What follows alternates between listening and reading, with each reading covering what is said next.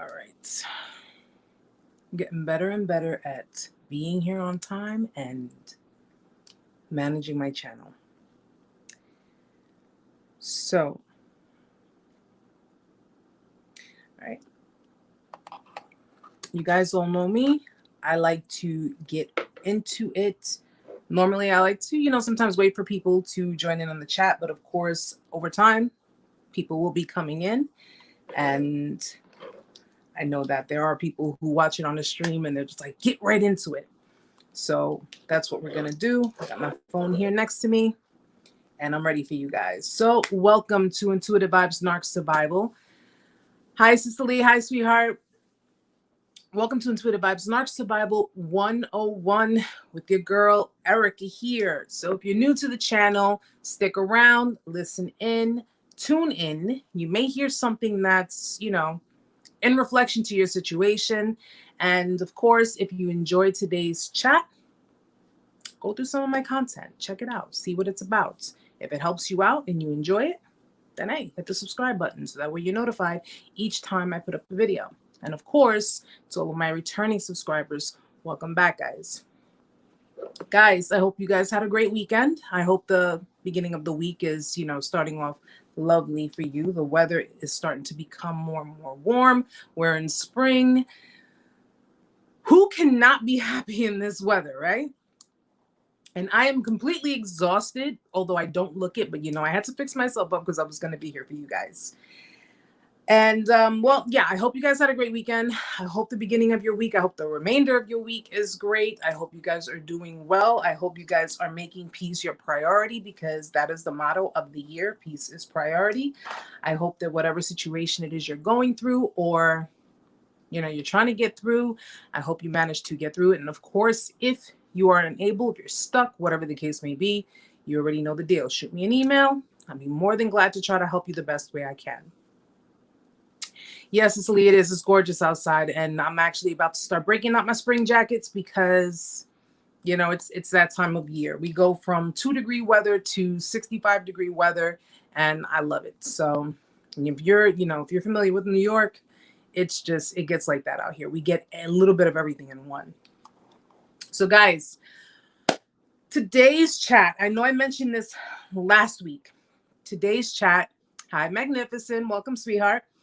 Today's chat, we're going to go a little bit, we're going to kind of freestyle it like we did last week, which actually, it did get a lot of attention. And of course, a lot of different types of feedback, different people, of course, putting their 2 cents in, which you guys already know. I love that because, like I said, anything that you guys can provide can help someone, okay? Can help someone in their situation.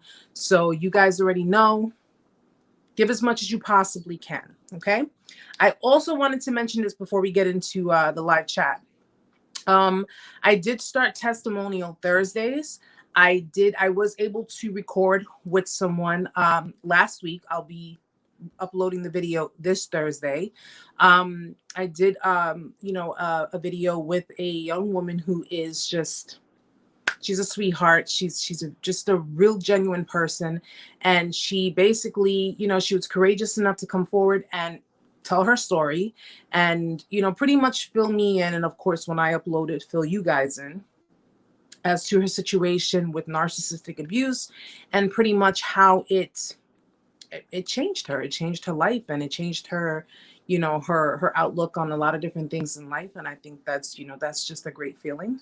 It's a wonderful feeling. And I'll be uploading that video this Thursday. We're on the 23rd, the 25th. I'll be uploading that video. So stay tuned for it because, again, her story may help you, may help someone may help anyone. So, I encourage people to come forward, of course, if you are ready to do so. So if you're not quite sure, don't worry about it. Whenever you're ready to do so, shoot me an email if you're interested in participating, and I will be more than glad to, to put your story up and, share it with anyone you want me to share it with. So guys, last week was actually a really good week last week. We had a lot of different people join in. We had a lot of people putting their input. And of course, you guys know I love it when you guys get involved. I've actually had over the weekend, I think it was over the weekend, more subscribers, which is awesome. I love it. I'm very appreciative of it. And I'm getting different people commenting on different videos, a lot of old videos, some newer videos. And, they really appreciate, the work that I do. They appreciate what I put into it. So I'm always appreciative of the fact that you guys are appreciative of it. We get through this, guys. We're getting through this. Remember that. I hope you guys managed to catch my latest video that I put up earlier this morning, which is one of the biggest mistakes that a lot of victims of narcissistic abuse make after a discard. I did get a lot of feedback on that. I actually got a lot of shares on that video on Instagram because I did upload it up there. But, just to kind of go into it a little bit if you haven't seen the video yet. It just pretty much explains one of the biggest mistakes that victims of narcissistic abuse make after a discard has happened. Okay. And I used my discard as an example of what it was that I did, of course, which did not help me any because I tried so hard to psych myself out, I think that's really more a defense mechanism for us, where we kind of try to psych ourselves out. We try to convince ourselves that, no, we're okay. We're good. Yeah. This person did X, Y, and Z, but we can handle it. I don't need to worry about this person no more. When the reality is, listen, you're human. You're going to feel the pain. You're human. You're going to go through the motions. It's perfectly normal. The point of it is that you get through it, guys. Don't try to suppress. Don't try to hide from it. Don't try to avoid it. Don't sit there and constantly tell yourself, let me stay positive. Let me stay positive. You know what? I'm just going to block this person out. No, you have to deal with it. You have to deal with it. Okay. And it's important that you do deal with it. No matter what the outcome is, it's important that you do deal with it. A lot of people who don't deal with the trauma, with the pain, the emotional pain, the mental pain, in some cases, the physical pain, the spiritual pain. Hi, Lori. Hi, sweetheart. Hold on. I'm sorry, guys. I just want to make sure I'm saying hi to everyone who joins, because you know me, I'm not one of those. I like to make sure I say hello to everyone. Hi, Tammy. How are you? Amanda's here. Let's see. Okay, Magnificent. I was somewhat bothered last week to see the Narc I left on YouTube in a Narc abuse room playing it up. I blocked the Narc and left the chat. You know what? Yeah, Magnificent. We know that people of this nature like to play the victim. Okay, they like to play the victim, which it's pretty much you if you've gone through situations with people who are extremely narcissistic, they've managed to flip the script and they managed to make you out to be the villain. They villainized you, and they managed to tell other people that you're the narcissist, you're the one who's causing drama and chaos. And the reality is, if you're just trying to get on with your life, trying to just do the best that you can, when a narcissist is dealing with narcissistic injury, okay, a lot of the time they crawl into their little hole and they make themselves out to be the victim. All right. They, when, for example, if they did certain things that they were trying to hurt you with, but it ended up backfiring on them and it ended up hurting them more, that's considered narcissistic injury. It's pretty much just like a shot to the ego, and because things didn't go in the way they had planned for it to go, they're big kids. They're kids. Narcissists are described to being adults with a childlike mentality, whether they be your relatives, whether they be your love interests, whether they be your friends. They have that, they're grown up people, but they're like big babies. They're big children. So when they get into that stage of the victim mentality, narcissists live in victim mentality majority of the time. Okay, whether they're introverted or extroverted. It's just that the extroverted ones manage to really they manage to cover it up better. The introverted ones, the inverted narcissists, the vulnerable narcissists, they're the ones who are more likely to put themselves in that extreme victim mode. The extroverted ones go into victim mode if you've managed to hit them with a narcissistic injury, and they're like just kind of like very open and very out and about with it.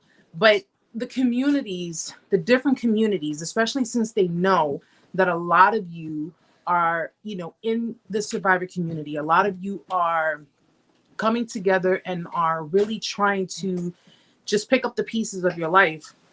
They're like wolves in sheep's clothing. You guys, for lack of a better term, you guys are the sheep, which we know the sheep are very gentle. They're very, just humble, sweet, kind of cute. They're adorable. Narcissists, clearly, they go into these communities just like they do on, dating sites or wherever it is they go.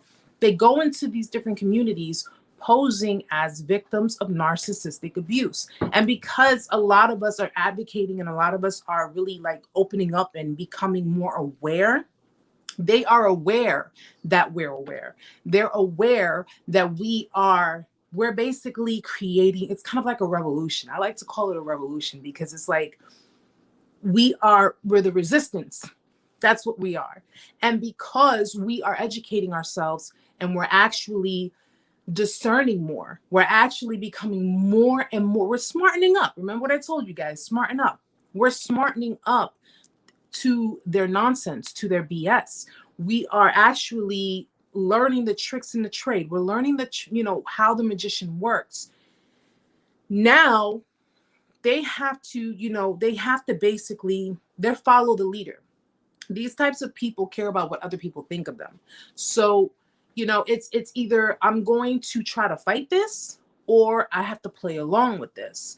And because so many more people are coming out, so many more people are, being vocal about it, and they are saying, they're speaking their truth. They do that. They maneuver in and out of the different communities, of the different chats, of the different, I've had a few of them. I've had a few of them message me. I've had a few of them, pretend and act like, all of this was going on. And the reality of it was that they wanted attention and they wanted that, that limelight on them. Sometimes they are successful with it. A lot of the time they are successful with it. But sometimes, you basically, you got to call them out on it. I was talking, matter of fact, when I was talking to Lori last week, and she mentioned exposing the narcissist by actually confronting them, telling them you're a narcissist. This is who you are. This is what you do. They're clearly going to deny that. They're clearly going to flip it around. And, just like they've done everything throughout your relationship, they flipped it on you. They blamed you. They criticized you. They did everything to kind of bring you down, bring down your self-esteem. They to demote you. And now, because you're stepping up for yourself, now because you're standing up for yourself, and you're actually saying, I'm not dealing with this anymore. I'm not dealing with you and your pitiful ways. Now, because you're not dealing with it anymore, clearly now they're the victim. Now you're shaming them. Now you are, you're smearing them. You are accusing them of things that they've never done. It's all of that. It's all of that. But just understand, these types of people are always going to have victim mentality. Hey, Gilbert. Hi, sweetheart. Yeah, magnificent. Don't I would just say don't pay too much mind to it. Don't pay too much mind to it, because there's so many of them. And they're going to continuously go in and out. They're going to continuously, just they're going to try to get as many people on their boat as possible. Okay. By any means necessary. Key thing you guys got to know about narcissists, guys, they are the kind of people that are by any means necessary. Okay. That is just how they are. And if you are faulted for speaking your truth, if you are faulted for expressing yourself, if you're faulted for, actually opening your mouth and saying what actually happened. I mean, I don't encourage people to fudge up their stories or, embellish or anything like that. You speak your truth, you say it like it is, and you keep doing what you got to do. Okay. And as long as you're not hurting anyone, you're not causing any kind of pain, physical pain to anyone, any kind of disturbance in that you are intentionally trying to hurt them, you have an agenda, then how they take it is not your problem. It's not your problem how they deal with it and how they just can't handle the truth of the situation. So keep that in mind, guys. Cicely, after 1 week, my ex called and accused me of stalking because I rode past her, but we live in the same neighborhood. I think she did it because her family was around to make me seem like I'm stalking her. Yeah, you don't even have to. You don't even make that a factor, Cicely. Really don't. Really don't. I mean, you live in the same area. I could understand if you lived clear across town, or even if you lived a state away. I can understand that. But because you live in the same area, and I'm very familiar with this because the same scenarios for me. Because you live in the same area, there are places you can't avoid. You can't, if you have to go through certain places, or if it ends up that you have to pass her home because you have to go somewhere that is within that area. Number one, she doesn't own the block that she lives on. Number two, she doesn't own, she doesn't own anything over there. Okay. Nothing over there. So you're okay to go wherever it is you need to go. All right. And if she's sitting there thinking, well, you're stalking me. Yeah. Trust me, you're not all that for me to be stalking. Okay. You're not. But because of the fact that I have to go through this area to, get to work or to go food shopping or whatever the case may be, you're bound to bump into them. You're bound to, see them. They're bound to see you. It's just the way it is. If I personally don't see any reason why you should avoid it. I really don't. I mean, listen, unless you're going through your healing, and while you're in the midst of your healing, it is important to avoid the individual while you are going through your healing. It's important that you avoid them because you don't need to be triggered into that state of mind again. Okay. It's important that you actually get through your emotions if you can possibly avoid going in that area. While you are still feeling certain feelings, while you're still feeling certain emotions, then yes, I would say avoid it. If you don't think, but then again, sometimes our minds can play trick on us. If you strongly feel that you can handle the possibility of bumping into her while she's with someone else, that it's not going to spark some form of outrage. It's not going to spark some form of just rage, period. If you think you are mentally capable of handling that, then yeah, why avoid? Why avoid it? I mean, it is what it is. But if you are still in the motions of, I'm not sure how my mind is going to handle me seeing this person with someone else, or me seeing this person, you know, doing whatever, then I would strongly advise that you don't do it, because you can end up doing something where it'll hurt you more than it hurts them. Okay. So yeah, if you're not there yet, honey, then just keep that in mind. Keep that in mind. Okay. If you cannot avoid passing her area, or her home, or whatever the case may be, because you have no choice, you have to go in that direction.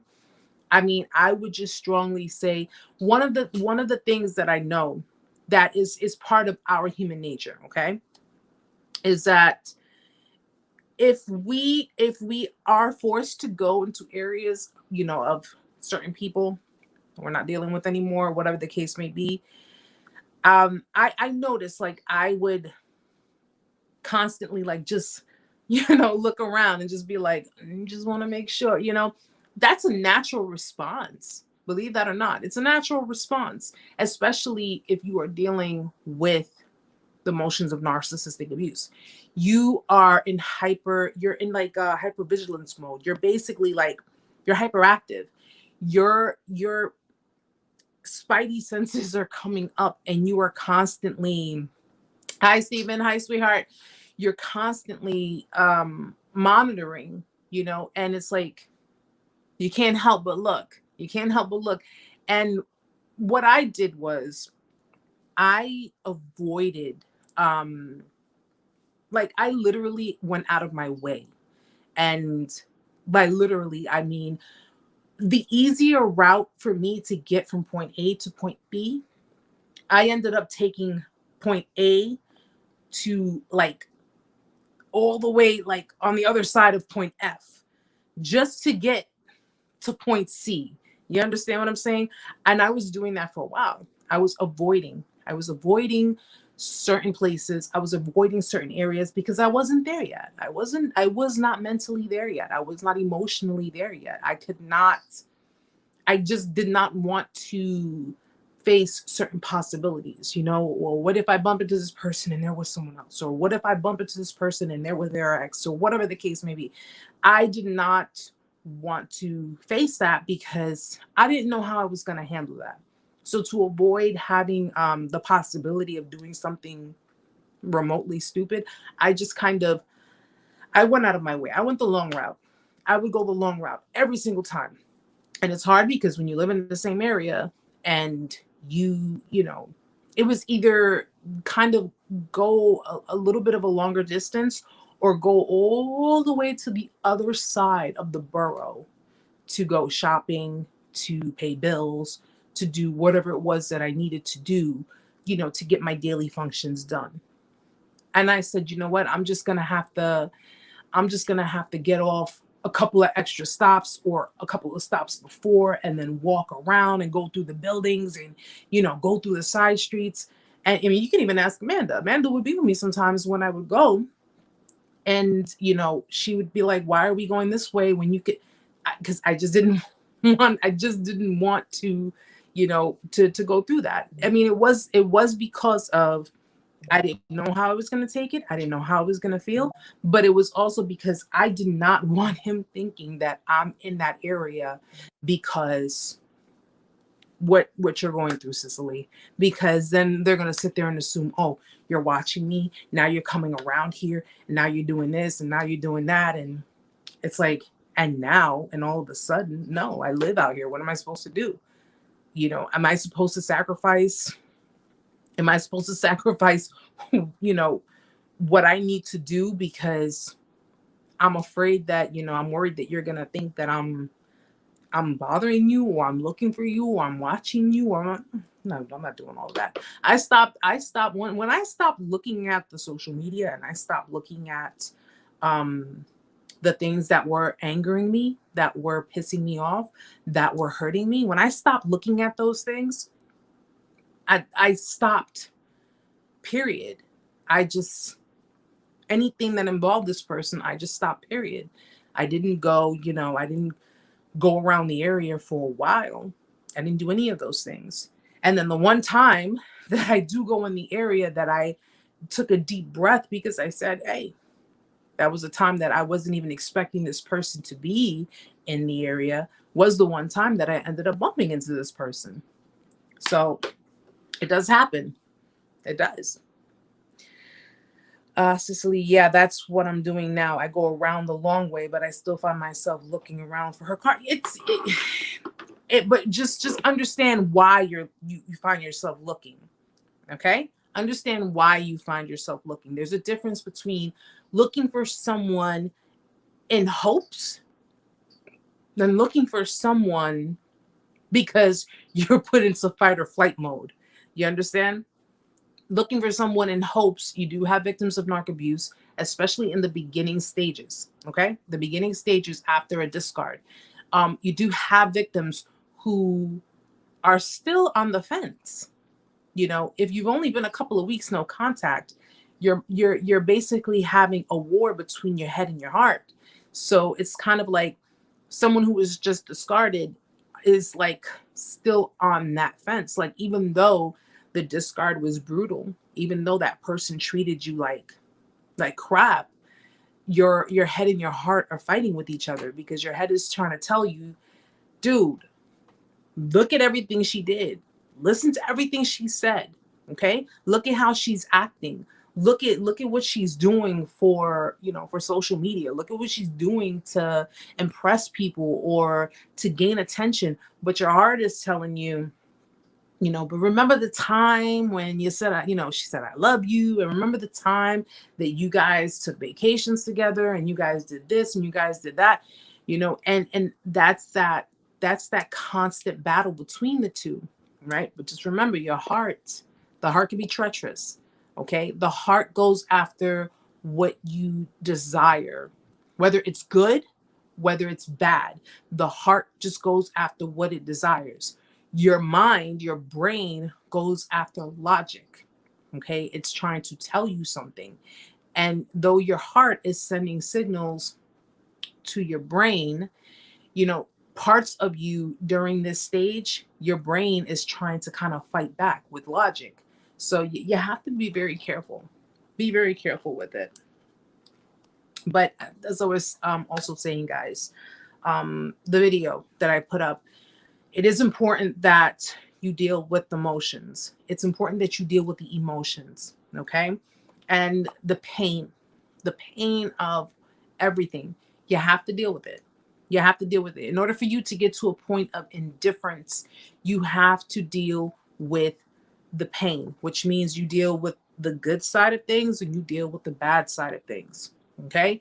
You have to, and I don't know the stages that everybody's in. Okay? I don't know how many people have managed to avoid the feeling, avoid dealing with this. This is called, it's cognitive dissonance. So you're basically kind of trying to numb it out. You're trying to just, push it behind you. Okay? You're trying to push it behind. Hi Logan. Hi sweetie. You're trying to push it all behind you. You're trying to say, okay, you know what? This person did what they did. They are who they are. I don't ever want to see them again. F them, or whatever the case may be. What do people do? Let's just say in a normal breakup. What is the common thing that people do after a normal breakup? Okay. When a breakup happens, the common things they do rebounds. They try to numb it out by, going to alcohol, going to drugs. They try to phase it out by becoming an extreme workaholic. So they throw themselves in their work. They try to avoid it. And no matter how hard they try to do these things, I mean, listen, you can go through, if you're a guy, you can go through as many girls as you want. If you're a girl, you can go through as many guys as you want, but it's still going to be there. No matter how much you try to avoid it, it's still going to be there. And what you're going to end up doing is you'll suppress it, you'll suppress it, you'll suppress it, you'll suppress it. You'll push it to the side. And in some cases, some people, they manage to get on with it. They manage to move on with it, or at least they think they're moving on with it. Then what happens? You forget about it, right? Well, it happened. It is what it is. And you forget about it. Now, when you don't heal, when you don't deal with it, when you don't do anything about it, and let's just say some time has gone by, when you decide, okay, maybe a year, 2 years has gone by, whatever the case may be, I'm ready to date again. I'm over this person. I'm over what they did to me. I'm over every bit of disrespect, every bit of distrust, mistrust, everything about this person. I'm over it. Okay? This is you trying to psych yourself out. I'm over it. You feel that you're ready to start dating again. What happens?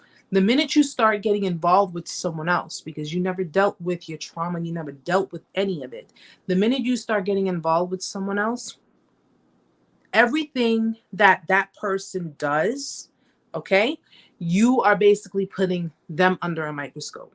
Okay, because deep down inside, you don't have trust. So even though you think you're ready to date and you're ready to get involved with other people, you have no trust. Your trust has gone out the window, and you are basically, you're not looking at love from the same eyes that you once had. Any little thing that that person does that can be a possible trigger for you, you will project onto that person. So what your narcissistic ex did to you, let's just say they went out to they went out to dinner and they told you, I'm going out to dinner with a girlfriend of mine. Clearly they lied to you. They went out to dinner with another, if you're a guy, they went out to dinner with another guy. If you're a girl, they went out to dinner with another girl.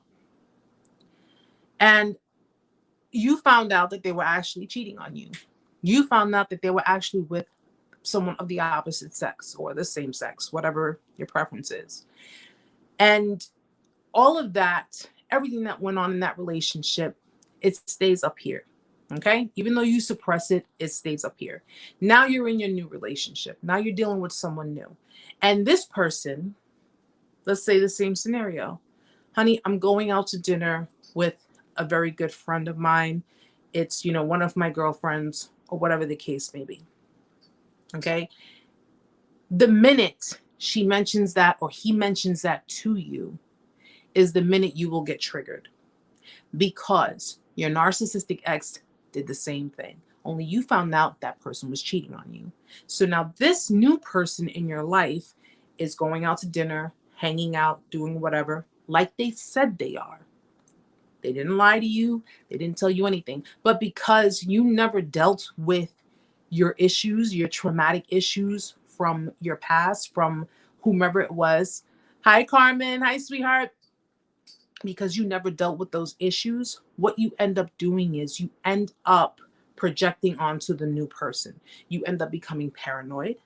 You end up appearing like a narcissist. Heed my words, guys. Okay? Heed my words. You end up appearing like a narcissist. You end up being paranoid. You end up being accusatory. You end up sabotaging. This is what I meant by self-sabotage. You end up sabotaging a connection with someone else because you never dealt with the pain. You never dealt with the trauma from the abuse of the relationship that you had from your past.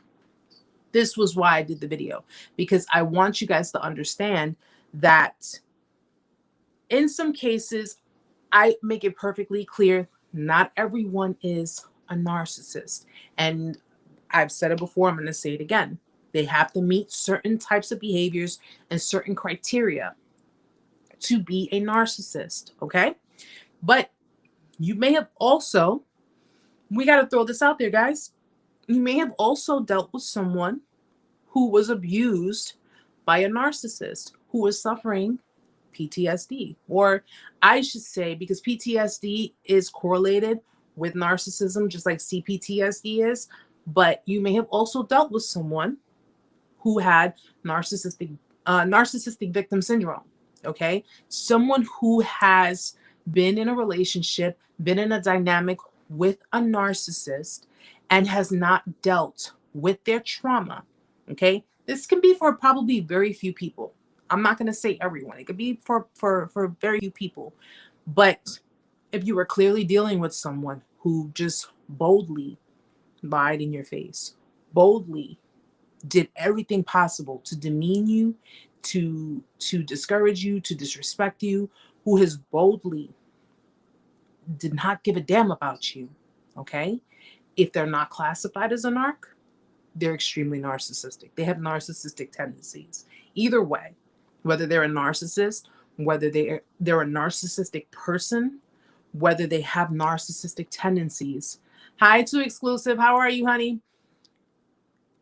You're dealing with someone who is under that umbrella. So even if they're not on the full spectrum, they're under the umbrella of narcissism.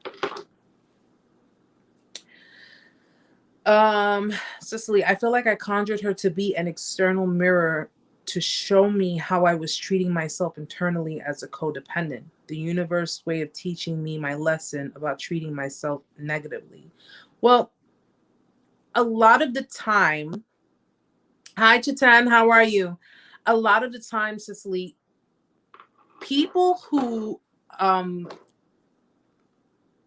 because anyone is capable of attracting a narcissist. Anyone is, okay? Whether you're codependent or not, anyone is capable of attracting a narcissist.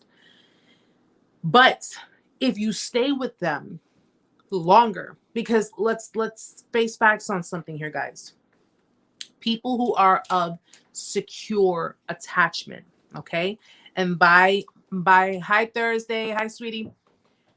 People who are of secure attachment are people who have, one, who have been taught boundaries, two, who have been taught how to love and how to be loved.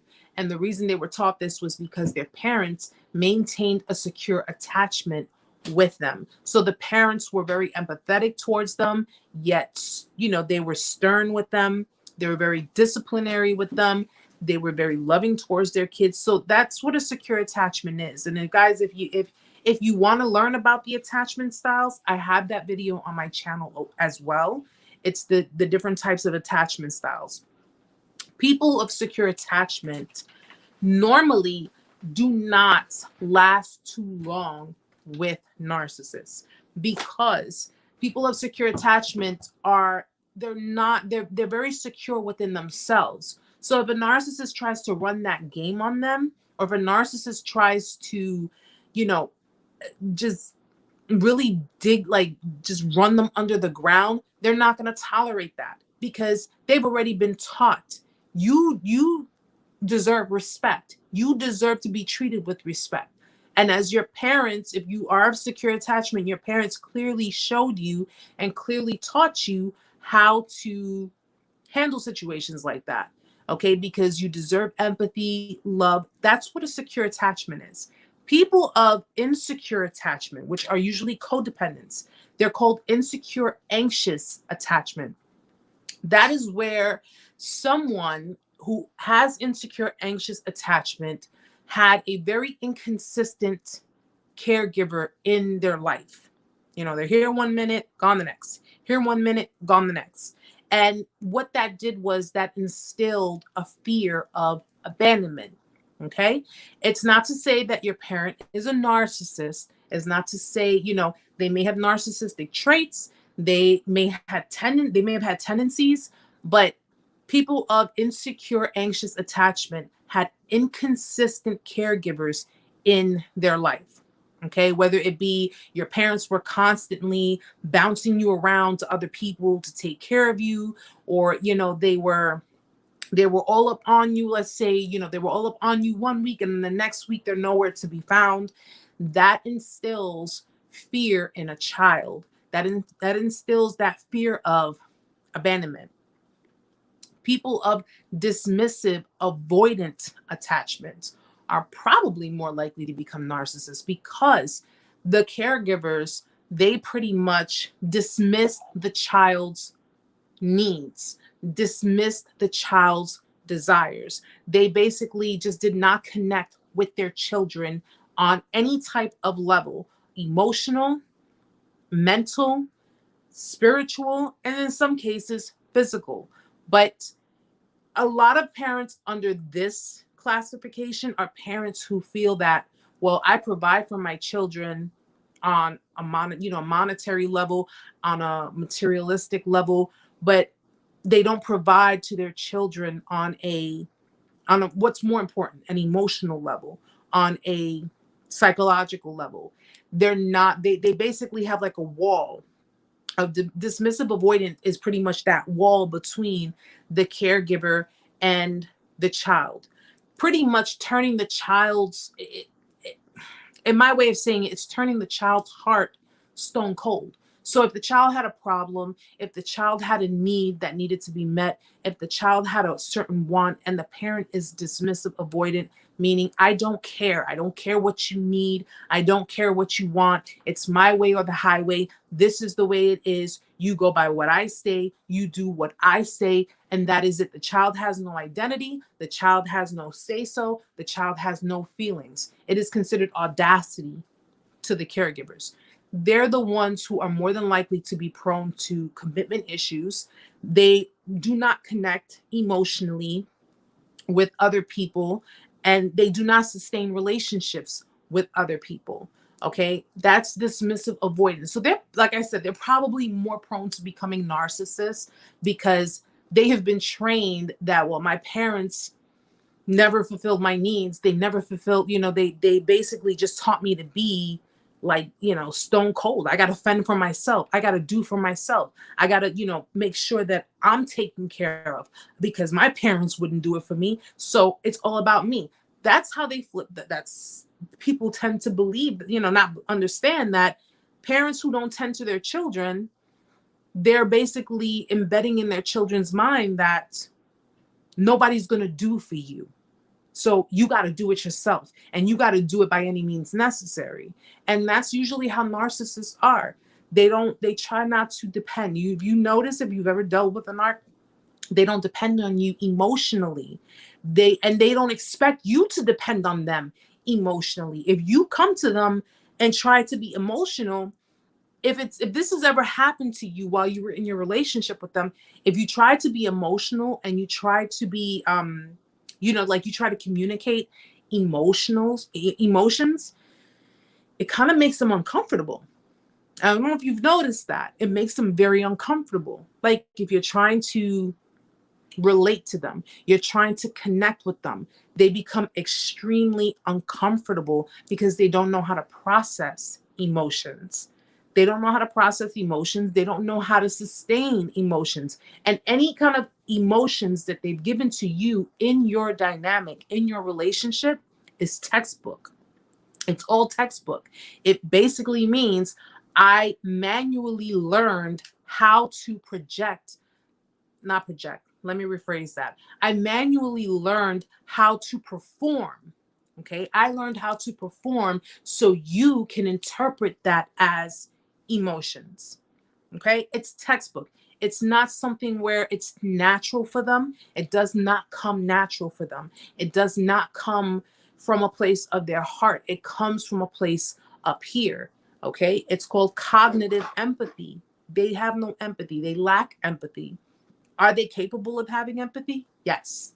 But because they had so many years of being trained to be this way, it's kind of like, in order for you to rewire a narcissist's mind, in order for you to rewire someone who has been trained to believe that you can't trust anyone in the world and you have to just fend for yourself, which means that you have to put yourself ahead of everyone else. You have to put yourself first. And in some cases, they don't even put you, because if they put themselves first, they'll put you in the spotlight with them if you make them look good. If you make them look good, they'll put you in the spotlight with them. But better believe, if something else or if someone else comes along or is accessible, they will push you to the back burner and they'll bring that other person in, unfortunately. Chitan, why is it that the family of the narc love bombs, devalues, and discards you in exactly the same time, despite knowing all the damage she did? I was dealing with a sociopath. Is the entire family dysfunctional? Well, Chitan, it's if you were dealing with a sociopath, if you're dealing with a narcissist, I mean, it's kind of like two in the same. But obviously one is more up there on the scale.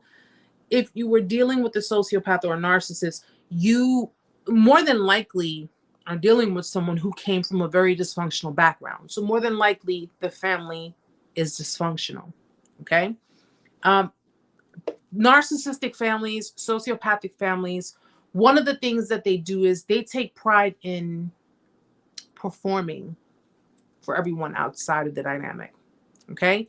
So not only are they manipulating each other, not only are they manipulating the members of the family, whether it be scapegoats, whether it be golden children, whether it be, whatever, they are It's all about, it's an act. Okay, it's all an act. So if you are standing on the outside looking in on that family, okay, let's say you're walking past their house and you happen to see everyone at the dinner table and it looks like a great family. It looks like everyone gets along. It looks like they're all sitting down having supper. Okay, we're not even calling it dinner, we're calling it supper. And you're looking through that window, standing outside, and you're like, wow, that family looks like a really nice family. They look like they're having a really, really good time and they're getting along. It's an act. One of the parents in that family is probably the severe narcissist. The other one is probably the enabler. And everyone else is either a flying monkey, is an enabler, is a narcissist, is a manipulator, what have you. Okay? But in order to give the impression, because narcissists, in order to have a victim, they first have to give you an impression. They have to give you a performance. They have to, listen, if a narcissist came to you and said, look, I'm a narcissist, but I really like you and I want you to get to know me, are you going to get to know them? They know that you're not going to go for that. They know that no sane person is going to deal with someone who has a clear-cut case of dysfunction. No one is. No one is. Which is why when you date, you're seeing the representative. You're meeting the person. And at the end, keep in mind, guys, people of codependency, because a narcissist is a codependent. A narcissist is a type of codependent. Okay? So just like you have someone who is a narcissist, that they are a codependent, you have someone who is I guess we'll call them empathetic codependents. So you have narcissistic codependents and you have empathetic codependents. Okay? But when you're dealing with people of this nature and you're dealing with their family, everyone has a role that they have to play. Okay? And 10 out of 10 times, the enabler or the enablers, okay, because there could be more than one, they are the ones who are cleaning up the messes. They are the ones, who are making sure that everything looks pristine on the outside. No matter how dysfunctional it's whatever's going on in the household. The enablers are the ones who are keeping everybody, making sure everybody's playing their role, making sure everybody is doing everything that they need to do to keep that narcissist of that family happy. Because if not, that narcissist will take it out on that enabler. So, for example, if you're dealing with someone and the father of that family is the tyrant, is the narcissist, and the mother is the enabler, the mother is the one who is pretty much making sure that everybody is doing their part to keep that tyrant from taking out on her what they are dissatisfied with. That is the role of the enabler. Okay? So when you're dealing with someone of this nature, and it's like in the beginning, or even during, because every so often someone's going to slip. You're dealing with someone from a narcissistic family. People will slip, guys. They're not as good as they claim to be. They do slip in between. You catch them, but if you're not looking for it, you won't see it. It might be something that maybe you were dealing with someone and you know what? Wait, did I hear that right? Nah, maybe I didn't. Did I see that? And you may even try to confirm with the person. Did I hear this right? Is this what's going? They may, because they're so caught up in the dysfunction of that family, they'll convince you, no, you didn't hear that. What are you talking about? No, it's fine. It's cool. It's gravy. It's all good. People of this nature, the family members, everyone has a role. Everyone has a role, okay? Not everyone is a narcissist in the family. Not everyone is, an enabler. It can be either or. You can have a couple of family members that do have empathy, that are codependents, but they just enable the abuse. But if you're dealing with someone of that has dysfunction like that, more than likely that dysfunction came from somewhere, and more than likely that dysfunction came from their family. I see, Cicely, I see my mom wasn't a narcissist, but overbearing and very controlling. Yeah. Yeah. Because, again, they don't have to be a narcissist. They can have certain tendencies, they can have certain ways to themselves. And if they're not, like, if you have parents that are not emotional, they're not emotionally tuned in, because they weren't taught emotions, and they weren't taught. We got to remember, guys, that our parents, go based on what they learned when they were kids. Okay. They go based on what their parents, and even though sometimes, because you could be dealing with a parent who actually resents their parent, your grandparents, but still ended up being like them. Okay. It does happen. Sometimes we end up being like the people that we resent. And, if someone points certain things out to you and you're like, no, no, no, people are in denial. People can be in denial all the time.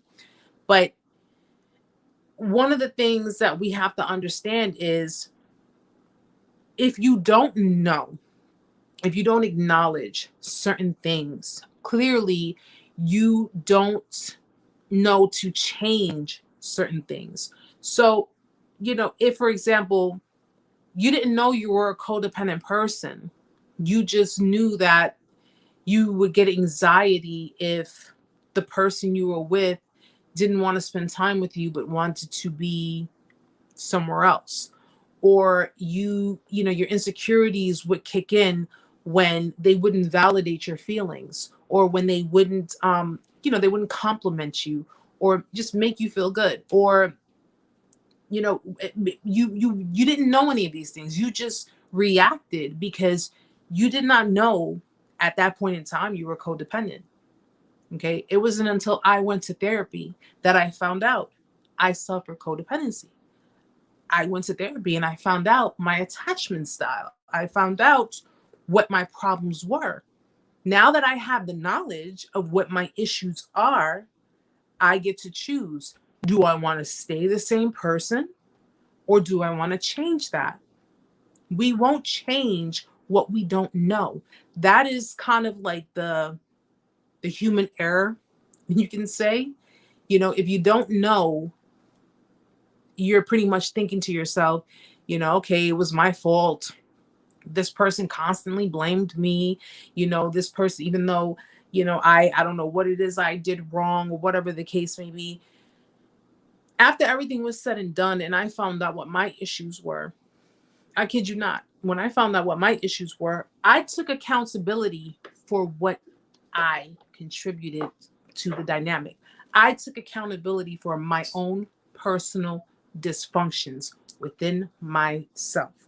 I did not, however, take any kind of responsibility for that person and what they were doing, which was deflection, projection, traumatic projection, the traumatic bonding. I did not take responsibility for any of that, because how he treated me, how he responded to certain things, how he tried to deflect onto me why he was being the way he was, because it was my fault. I refused.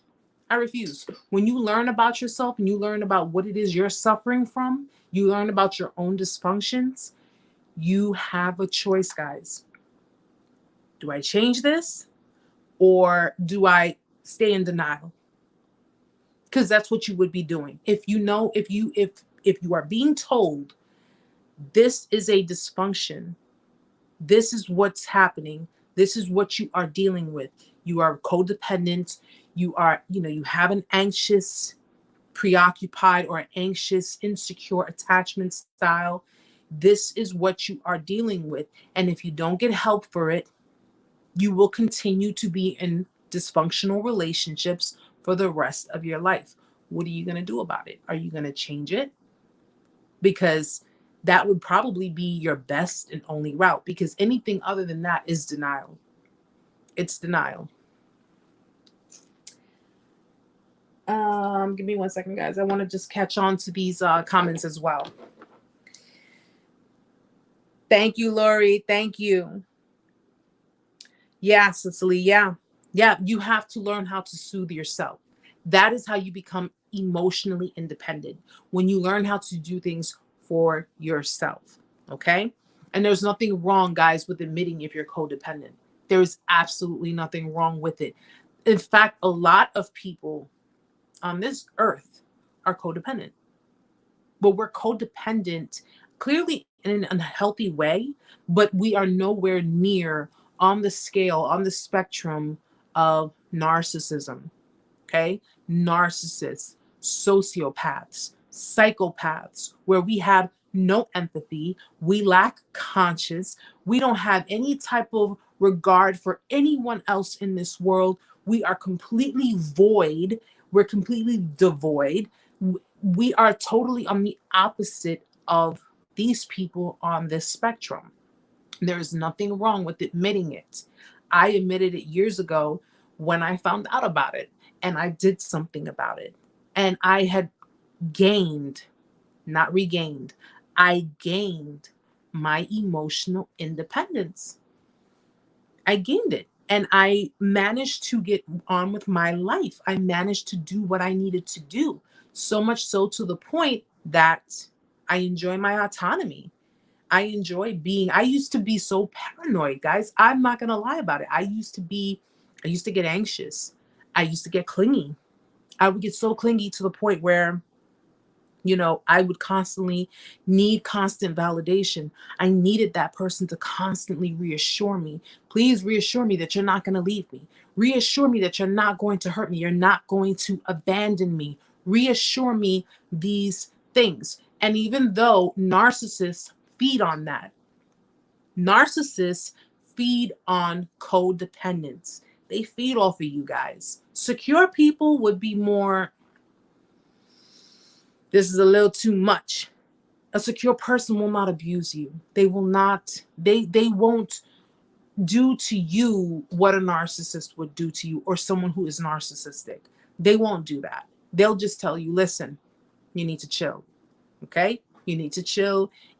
But a narcissistic person, someone who suffers narcissism, it'll go back and forth. It'll go back and forth. It's like a pendulum.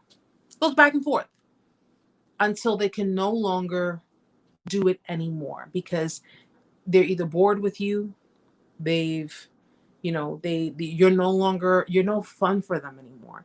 You're no longer, in a way, a challenge for them anymore. It's like, okay, that's it.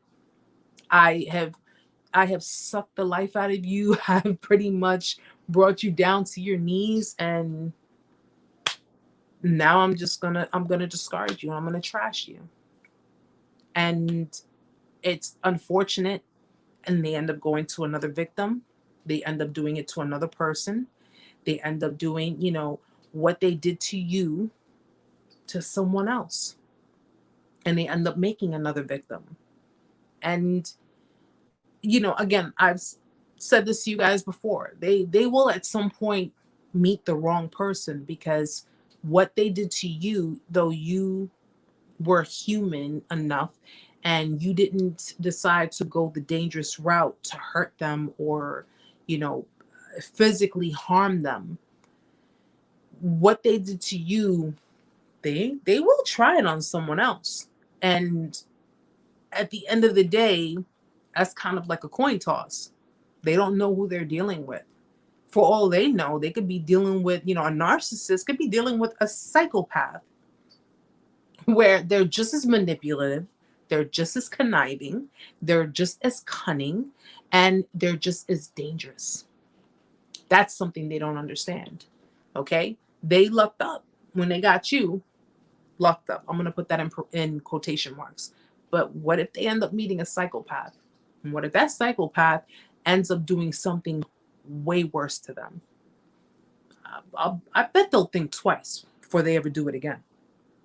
Hi, hello, Kitty. Hi, Jesse. Welcome, sweetheart.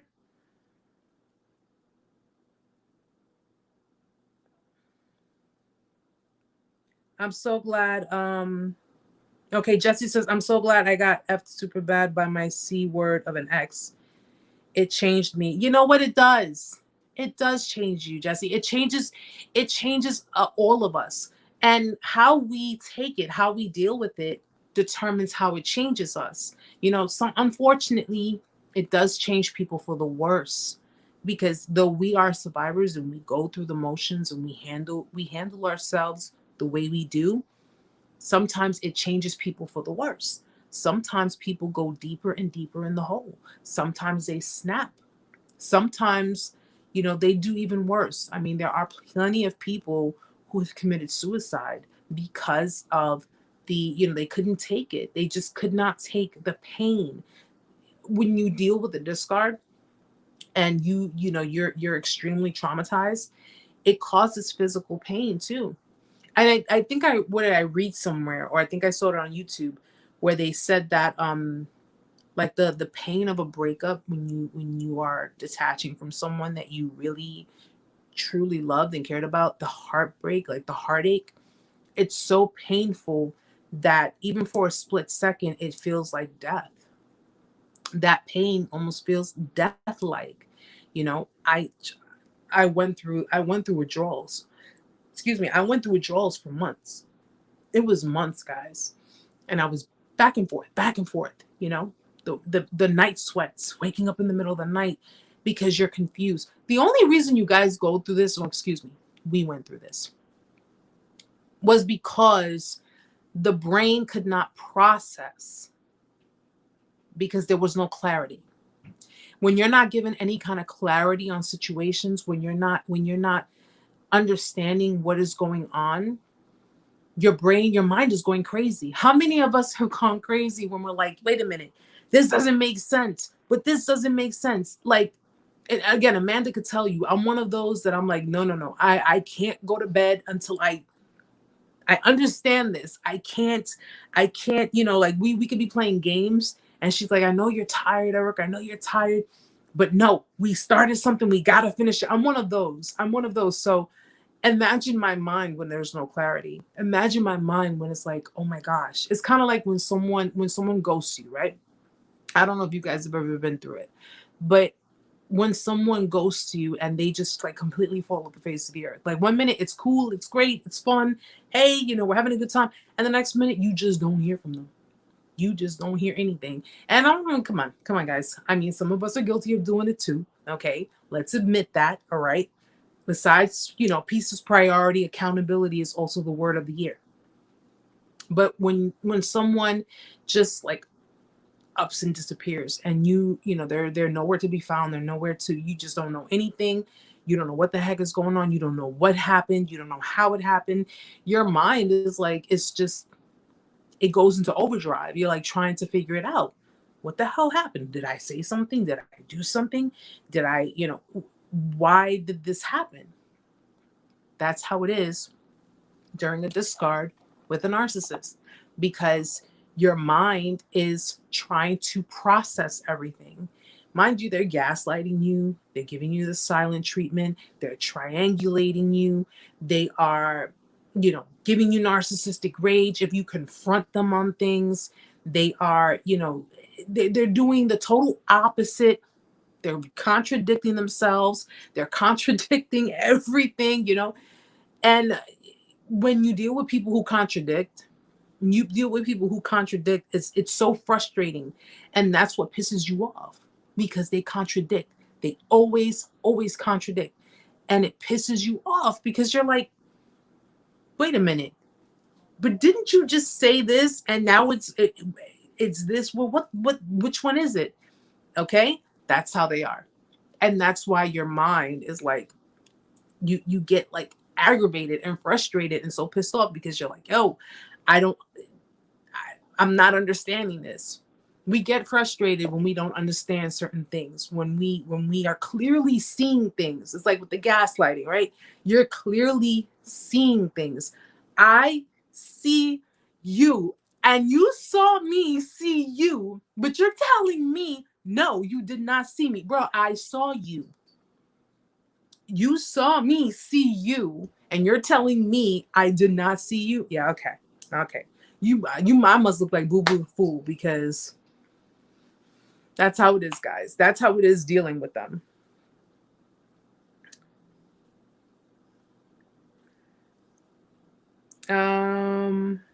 Okay, let me see. Jesse, there are so many stages to this healing. I feel like it takes years to work through the various stages to get back to normal. It does. It does. Healing doesn't have a time frame.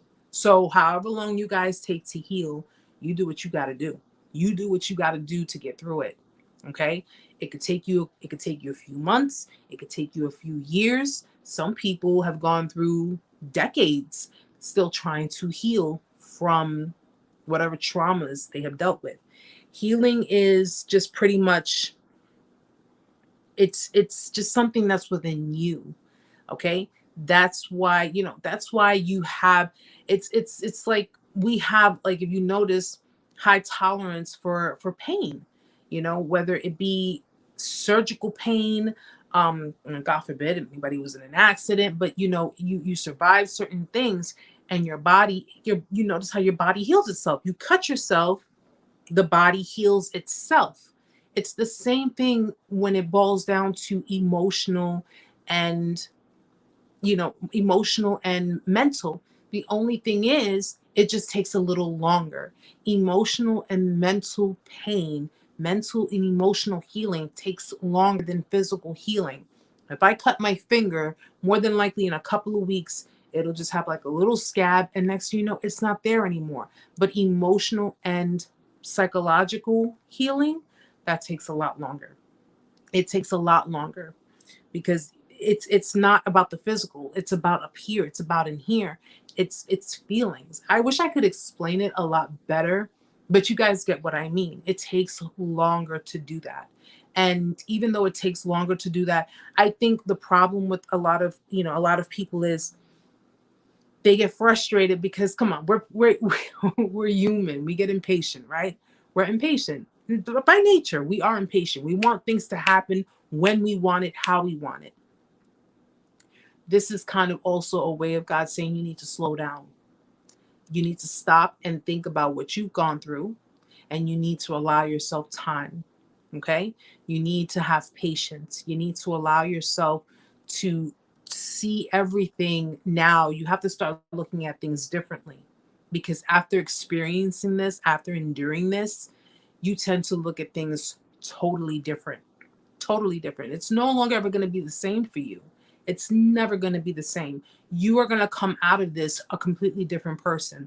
And it's pretty much going to be to the point where people don't recognize you. They don't recognize you because you no longer think the same. You no longer talk the same. You no longer act the same. You're seeing through completely brand new eyes. And now, because you have gone through your healing, you're going through your healing, you're rewiring your brain. So now everything is going to be different for you.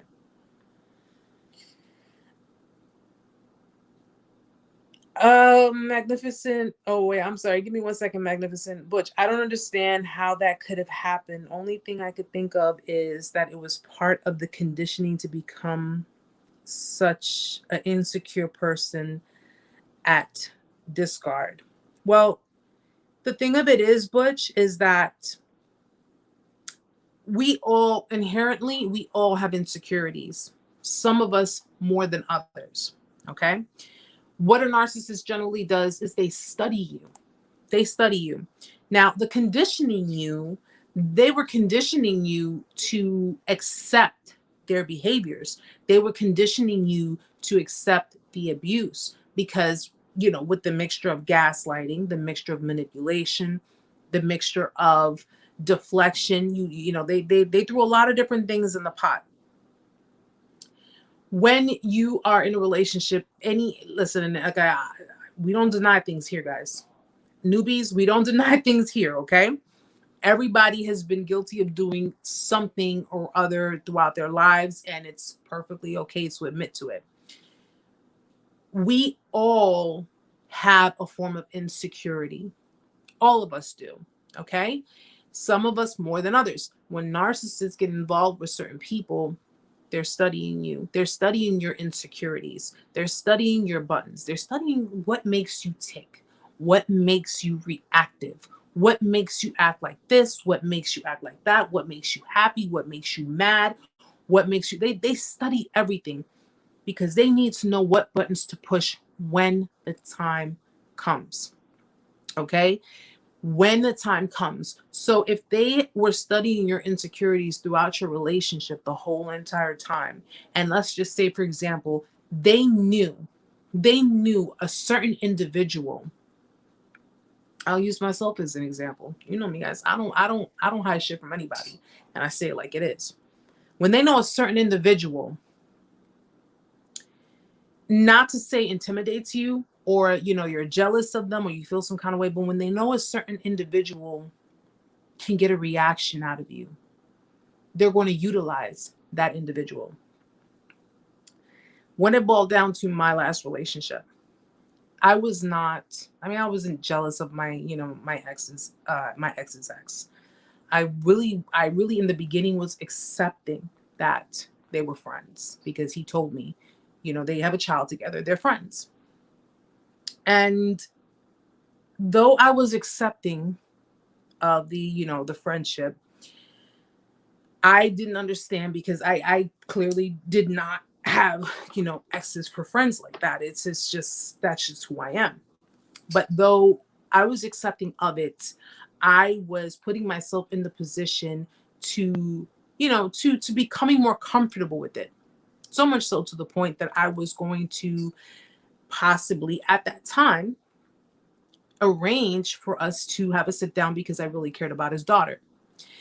And though I was willing to do this in effort to keep the peace, in effort to show good sportsmanship, you can say, there was something deep down inside of me that something just did not click with this person. For me, he's known her for many years. I didn't know her from a can of paint, but there was something. You ever notice how you come across someone, whether it be by picture, whether it just be by energy, whatever the case may be, and you can feel a certain something. You feel like it's just, I don't know this person, but there's something about this person. For some reason, I don't trust. I'm not feeling it. It had nothing to do with the fact that she was an ex. It had more so to do with the fact that her energy did not sit right with me. It just didn't sit right with me. And I wasn't going to deny that. Bottom line of it was, though it did not sit right with me, I was literally biting the bullet. I was biting the bullet because I love this person. And I was biting the bullet because I cared about their child. And I did not want to interfere or do anything that would interfere with his relationship with his child.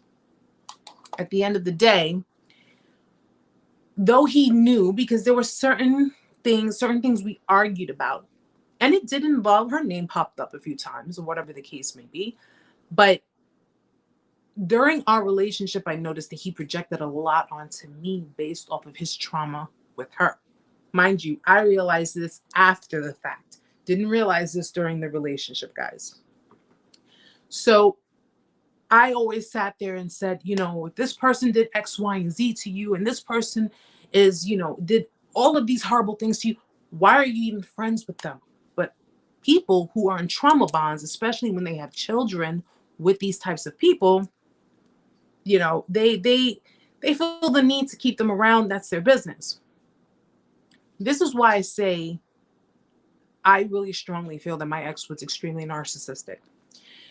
Because even though she was not a factor in our relationship, she was not the prime problem that we had in our relationship. He knew how I felt about her because I didn't hate her, but like I said, there was something about her that did not sit right with me.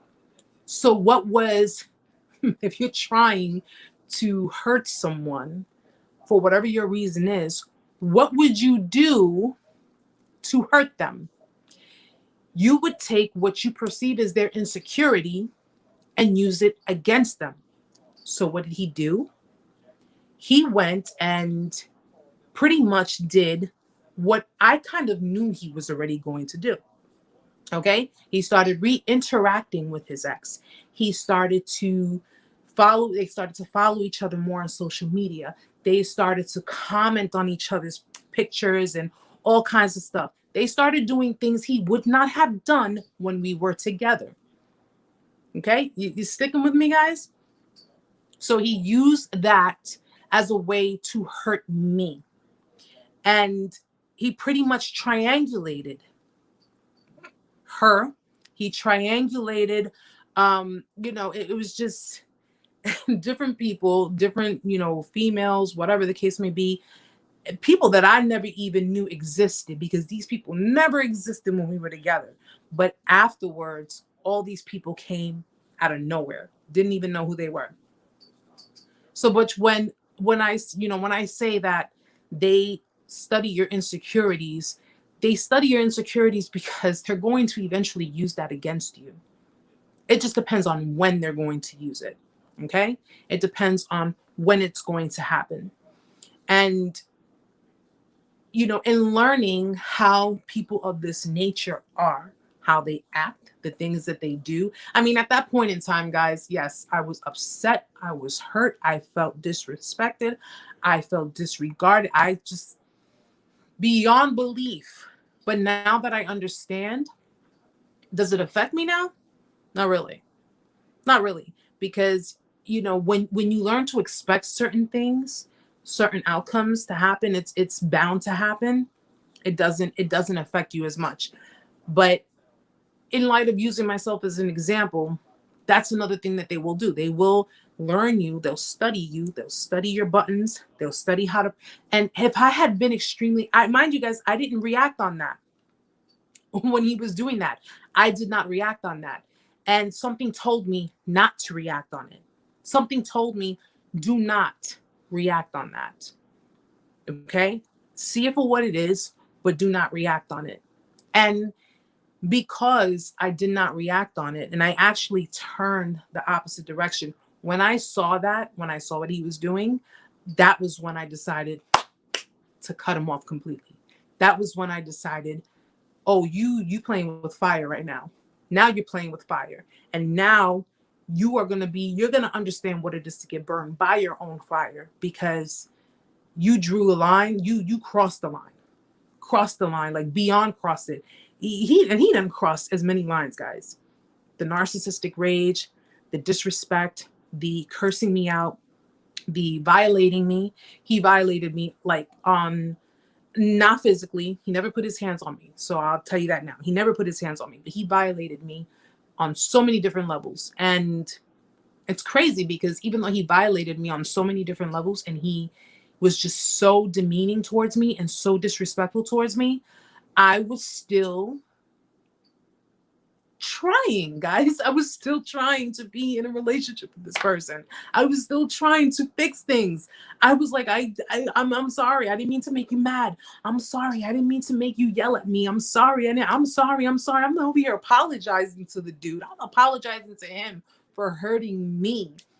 And it's like, it was a game. It was a game. It was, well, shit, I'm cursing her out. I'm telling her to go fuck herself. I'm doing this. I'm doing that. She's still coming back to me. Let me take it up a notch. And she's still coming for me. Let me take it up another notch. And she's still trying to. That's how bad in codependency I was, guys. Everybody, I don't know everybody's story, but that's how bad I was. And when the time came, it was kind of like God just reached down to me and said, all right, Erica, enough's enough. Really? Like, even God was getting frustrated with me. And he's like, really? Like, are you serious right now? Like, do you not see what is going on here? And that's when I just decided to let it go. And I decided that I needed to get away from it, because it was a game. That's all it was. It was a game. He saw it. He saw my determination. He saw my constant coming back.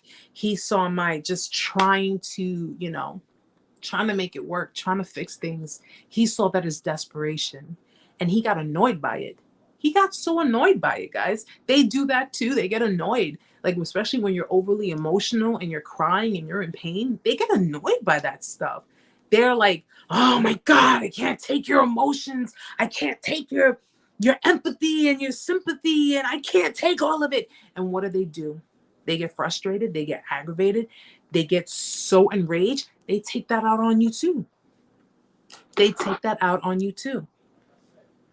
I'm sorry. I'm so sorry, guys. I'm just over here. I'm like, but at least I can tell my story, guys, and I don't cry about it.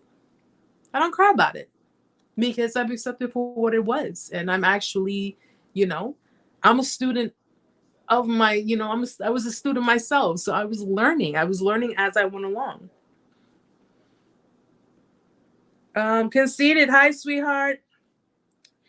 Daisy, they will not let me have a Twitter account. And when I open one, they get it shut down, all because I think differently. My son and family members are bullying me online and telling lies about me. I'm 45. I feel like ending my life because of the bullying. Don't do it, Daisy. Don't do it. Don't. You gotta keep fighting. You gotta keep fighting. You gotta keep going for it. Keep going for it. Keep doing what you have to do. But do not. And if you get to that point, please email me. Do not put yourself in that mind state. Okay.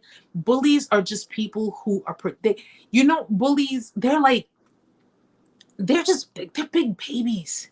You know why people bully you? People bully you because they're jealous of you, because you carry something they don't. You have something. There's something about you that they clearly lack. Bullies are bullies because they lack certain things. So when they feel the need to try to bully you, and they feel the need to try to, to hurt you, to do all kinds of, to throw all kinds of shade at you, you know what I do? If people want to throw shade at me, that's fine. Throw shade at me. Okay? While you're at it, throw me a beach chair, throw me a couple of margaritas, some shades, and I'm good. You know what? I learned not to worry about what people think. Don't worry about what other people think of you. Okay? Don't care about it, truthfully. Don't. And I'm not saying become stone cold or, be vindictive or be mean or cruel. I'm saying do like I would do. Stick up your middle fingers and tell them to stick it with, I mean, come on. Do not let them project, because that's what bullies do. They're projecting onto you. They're projecting their insecurities. They're projecting their false selves. They're projecting all kinds of nonsense because they don't know how else to deal with it. They're wimps. They're cowards. Bullies are cowards. That's all they are. It's because you have something that they don't, and they're jealous of it. That's all it is. And you can't go doing something to the point where you're going to end it for yourself, because then they win. They win. Don't do it. I thought about it myself, and honey, I'm glad I did not do it. Okay. I managed to turn all of that negativity and make something positive out of it. So trust me, it's not worth it. And if you need someone to talk to, you can shoot me an email. I always respond to people. Anyone here can tell you. I'm always there. If they need me, it may take me a little bit to get to you, but I will get to you and I will help you whatever way I can. Okay? That's what this channel is about. It's about helping one another. It's not about judging. It's not about pushing people away. It's not about, scapegoating anyone. I don't tolerate bullying on my channel. I don't tolerate bullying in the chats. And at the end of the day, if anyone is being bullied and you need someone to talk to, please message me and I'll be more than glad to talk you through it, because that's what I'm here for. Okay. I'm new here. My sister, Daisy says, my sister is a nurse and a narc. She puts me down and says I'm jealous of her. I'm not jealous of her. I just don't like her and never got on with her. I have 4 sisters. That's fine. If you don't like her, you don't like her. You don't have to be jealous of someone just because you don't like them.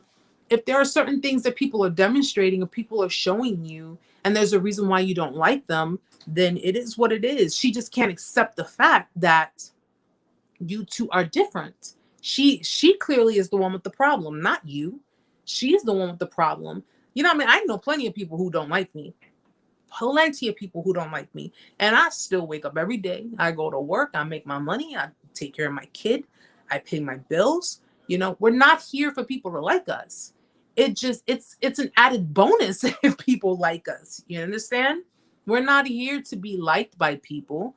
We're here to be who we are. We're here for our purpose, and that's it. Okay? I've doing this channel, I know that there are plenty of people who don't like what I do. Okay? I've had family members unfriend me, unfollow me. I've had friends unfriend me, unfollow me, not contact me because of what it is I do. I'm still here, right? I'm still here. And whether, you know, what I do, if what I'm doing is beneficial to the people who need it and the people who feel uncomfortable, well, I guess the shoe is just fitting for them.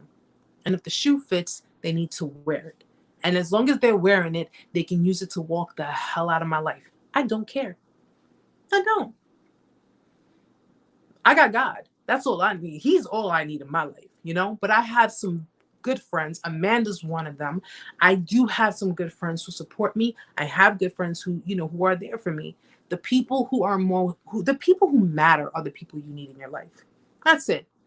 That's it. You don't need anybody else. Okay? You continue doing what you got to do. The problem's with her, not with you. And that's something that I had to learn when it boiled down to the people in my life who are no longer here in my life. It wasn't my problem. It was all them. Stephen. Okay, you're talking to Cicely. Yeah, let's see. She drove me, Cicely, she drove me crazy, triangulating me with her friend nonstop because I said it bothered me once in the beginning. What? Que yo te dije. What did I say? They're going to use something that at one point bothered you because that's something that you know.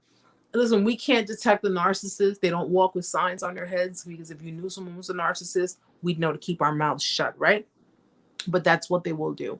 They will basically use whatever it was that you tried to bring to their attention.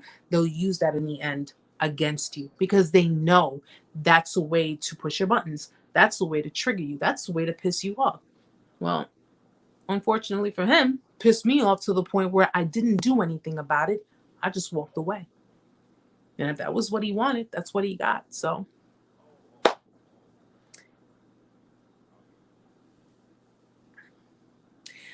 Jesse, it's incredible how attuned our bodies are to reading the energy of another person. Such a powerful vetting. Yes, Jesse, yes. You know what's interesting? And I mentioned in my video how my mom, when I was going through the motions, my mom looked at my picture and, you know, and I said, Mom, look, I took some new pictures. I couldn't hide anything from my mother. My mother knows me. My mom knew me. And she looked at the pictures and she's like, you know, she saw, my mom is kind of conceited in her own way, but she saw a lot of herself in me because I do look a lot like my mother. And she's like, you know, she complimented me. She's like, you know, you look so beautiful. And she was like, but Erica, she was like, why are you, and my mom's very honest. My mom is very blunt. She's like, why are you posing? And I said, what do you mean? She was like, why are you posing? She goes, I'm looking at your picture right now, and I can see it in your eyes that you're in a lot of pain. And I'm like, Mom, I'm fine. I try to deny it. I see you're in a lot of pain. I can see the pain in your eyes. And that's when I broke down. And then amazingly enough, by looking at the picture, she picked up something else. And she said, there's someone who doesn't like you. And I'm like, who the hell doesn't like me? I'm the kind of person anybody can get along with. Why doesn't somebody like me? And she pointed out, and mind you guys, my mom is not into, you know, my mom believes in God. She's not into any of that other stuff. But she says, something flashed, and she says there's a female who does not like you, who is very, very like not giving me the evil eye, but then again, maybe. But she described this person to a T, and I knew who she was talking about. And mind you, she never met this person, never met this person. And it turned out to be, it was funny how the description of the person was, she described the person having blonde hair. I don't know anybody with blonde hair. And I was like, wow. The person who has blonde hair is, of course, the ex of the ex. But just the way she just came out with it. And she said, Erica, you need to cut your ties. She was like, take yourself off of social media. My mom was the one who actually convinced me also to take myself off of social media, to start my healing, to get into my own process. And she was just like, you are so drained. You are so down. And even when I went to visit her, and I was, I was just in the motions. I was in depression, deep depression. When she hugged me, she could feel it. She says, you feel so heavy. Your energy feels so heavy. She was like, she had to catch her breath when she came to hug me. She had to catch her breath because the dark energy I had around me was draining her. Be careful of that, guys. Be careful of that too. People can throw things your way, and people could try to manifest bad things happening in your life. So be extremely careful of that.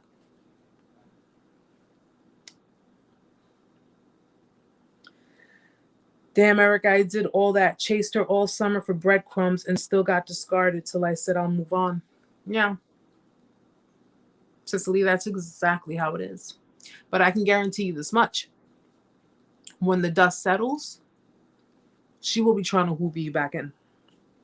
Oh, you took that seriously. I was just, joking. I didn't mean it. I'm sorry. Let's talk about things. Don't take it to the extreme. And Cicely, you better make sure. You better make sure that now I'm gonna check up on you too. Better make sure. Better make sure you don't bring yourself, don't involve yourself with this female. This chick is bad news, bro. She's bad news. And there are too many good women, too many beautiful women out there who are going through the motions with dudes who don't appreciate them, who don't appreciate the kind of loyalty and love that they bring to the table, for you to sit there and worry about a chick who I'm gonna keep that opinion to myself, all right? I'm gonna keep it to myself, but you get what I'm trying to say. Intuitive. I wish there were more groups to meet with survivors. It's great to be live with other people who have been through similar. I'm so glad. I'm so glad you're here, Jesse. I'm so glad you were able to be here and meet everybody and talk to everyone. Everyone is, everyone here is cool. Everyone's awesome. Everybody who follows me, they get along with one another. They talk to one another, and that's what it's about. It's about coming together. It's about coming together. It's about getting through the motions. It's about getting through it. And it's don't get me emotional, guys. Don't get me emotional today.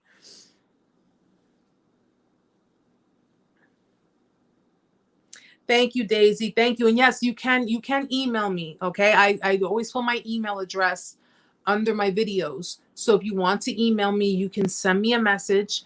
And if you have any questions, if you want to just talk about it, definitely shoot me a message. Again, it may take me a little bit of time, but I will definitely get to you.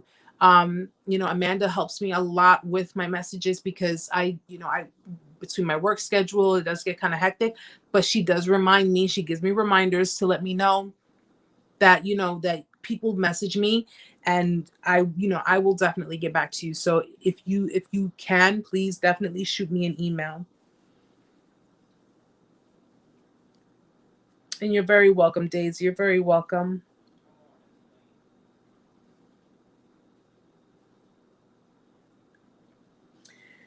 Yes. Let's see. Do, do, do, do, do. Conceited life. My mother picked it up as well and later told me she just prayed daily until I got myself out. Yeah. Yeah. And listen, our parents, I mean, some of us, listen, some of the people who join my channel have narcissists for parents. They do.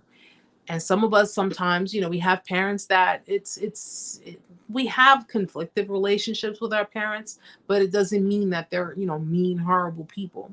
Me and my mom have always bumped heads. Me and my mom have always, we've always had our differences of opinions. We always have, but at the end of the day, when she sees that I'm in pain and she sees that I'm hurting and she sees that I'm just an emotional wreck, whatever differences she has, she puts that aside and she tends to me. I'm almost 40 years old. And if I'm going through the motions, my mom will tend to me. My mom will say, what's going on? Talk to me. How are you feeling? Have you been eating? Have you, because my mom knows. And mind you, my mom lives in New York State, but she doesn't live out here in the city with me. So whenever something happened or whenever I would like have the bad moments, I would always run to my mom's house and I would always, sit and talk with her. And, sometimes she would try to force feed me like, you gotta eat here. She'll give me a whole plate of food.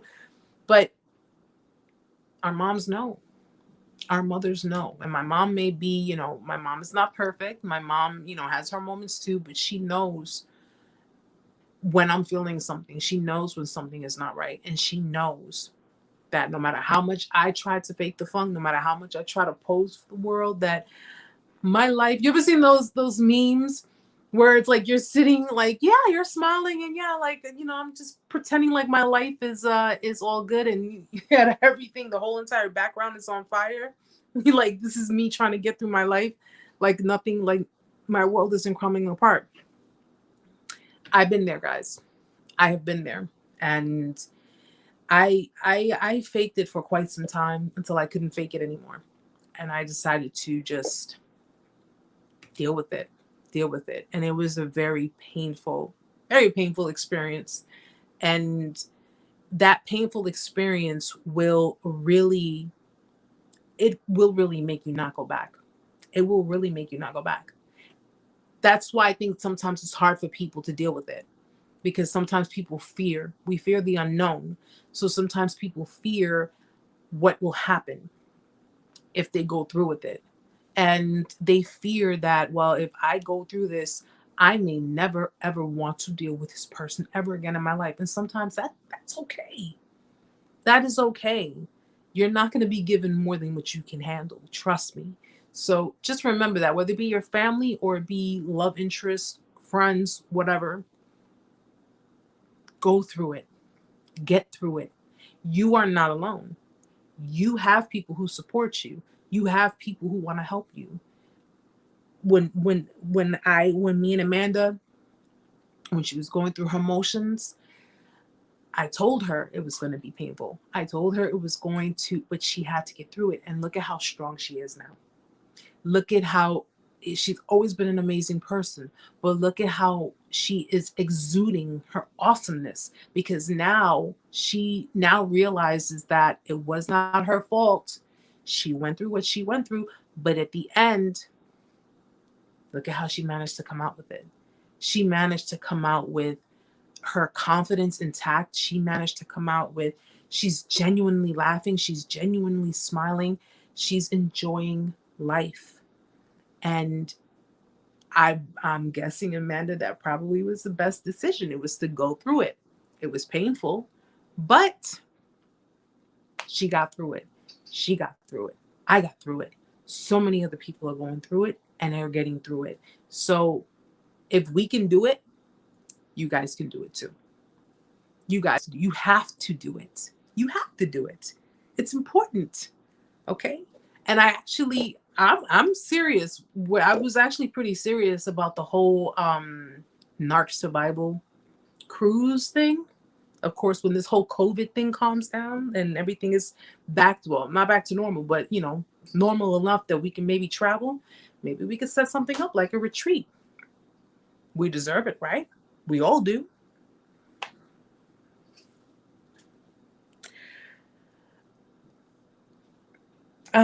Jesse, what are your thoughts about moving on?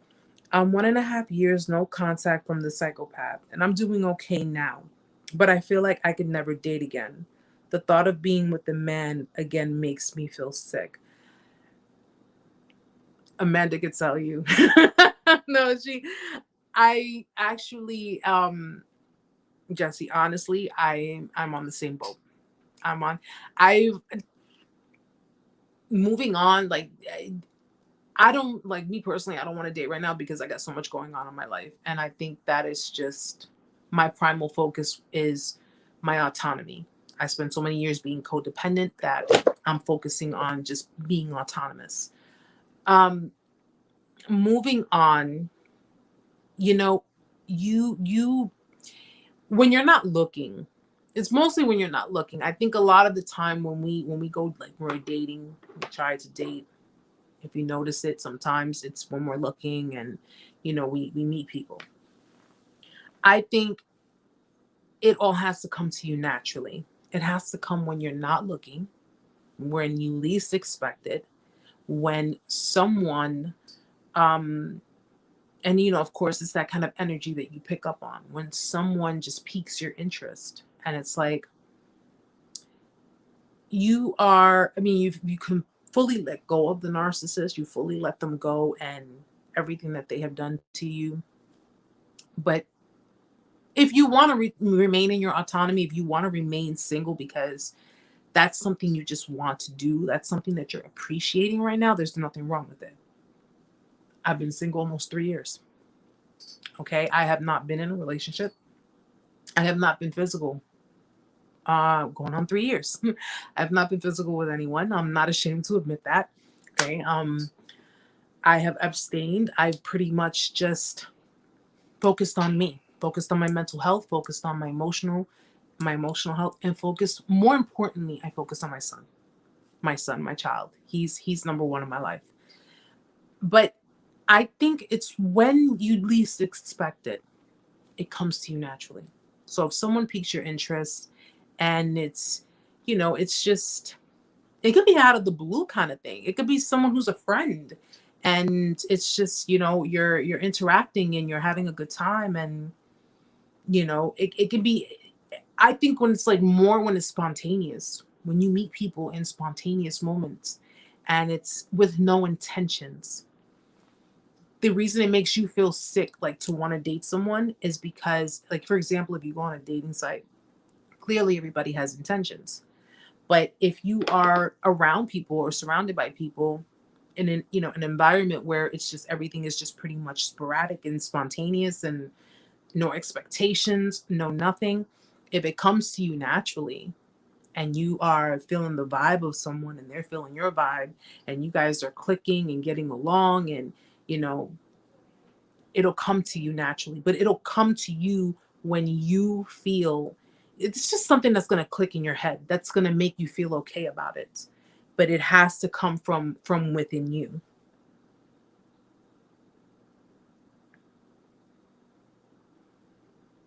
Ah, thank you, Bubs, thank you.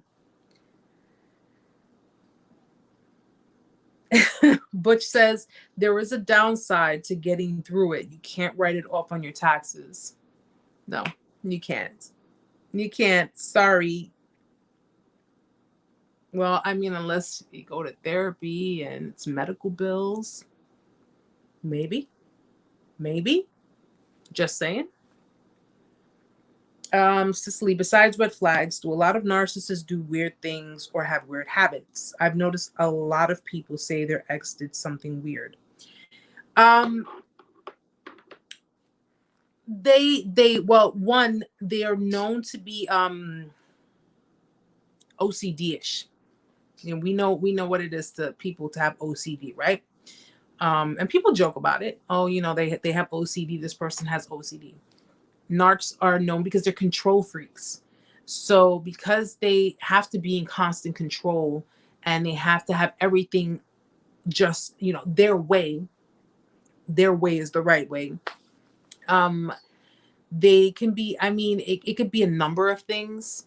Um, I am a clean person, but I'm not a neat freak. I'm not a, no offense to anybody who's a neat freak. All right. I have a child. I have a full-time job. I have stuff that I got to do. My house gets messy sometimes. So it is what it is. But, they can be very particular, almost similar. For example, my son has autism. My son likes to have his room, his toys aligned a certain kind of way, but that's pretty common with autistic kids, autistic people. But narcissists are more known to being kind of on that level of like OCD-ish.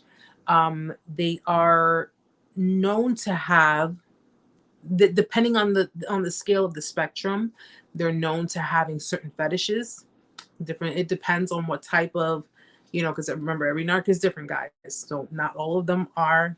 If you have a fetish, then you're not a narcissist. It is what it is. You know what I'm saying? But we're pointing out the narc's traits. A lot of them can be masochists. Those are like probably the malignant narcissists. Very masochistic. They like deviants. They like to be on, like, do dark things, whether it be in the bedroom, whether it be dark arts, it could be anything. They are the one common thing that because, well, people correlate narcissists with hypersexual, but that is not every narcissist. Okay, that's not every narcissist. Narcissists are you have different types of narcissists. You have, for example, cerebral narcissists, where they're more about really screwing with your head on a intellectual level. But you have narcissists that don't really like sex at all. They just like to, what's a better word for it? They just like to self-gratify. They prefer to have self-gratification than have the physical contact of their partner. Because let's face facts, when it boils down to being intimate physically, there are some forms of emotions that must be incorporated in that scenario. You do have some narcissists that are not into that. They're more into maybe watching pornography and just getting off that way. And they prefer to just, emasculate. And it doesn't matter if you're a male or female, you can be emasculated, either sexes can be emasculated. They prefer to just, really bring you down and really tear you apart based on just mentally. You have some narcissists that are, well, they've correlated narcissism, and I'm doing more research on this, but they have correlated the 50 Shades of Selfishness. Cicely, yes, she would be watching a movie and get up to clean the ceiling fan. Yeah, that's weird. Sorry. We'll be watching a movie and get up. I don't know, like, what is it with like, if you're watching a movie, I got asked, I said, I'm watching a movie. Why are you so quiet? I'm watching a movie. Yeah, we're supposed to be quiet when we're watching a movie. But it would be like, just it could be different things. Everybody deals with a different type of narcissist. And there is a correlation with narcissism and erectile dysfunction. And I'm doing more research, more studies with that, because again, not every narcissist is hypersexual.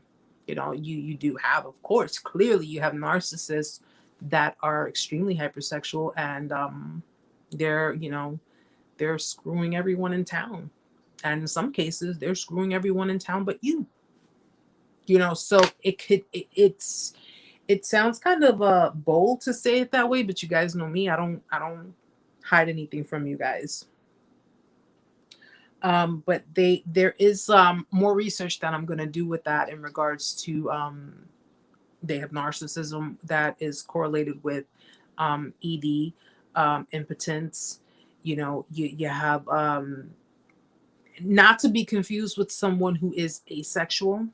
All right. You have people who are asexual where they are not very physical people. They're not very sexual people.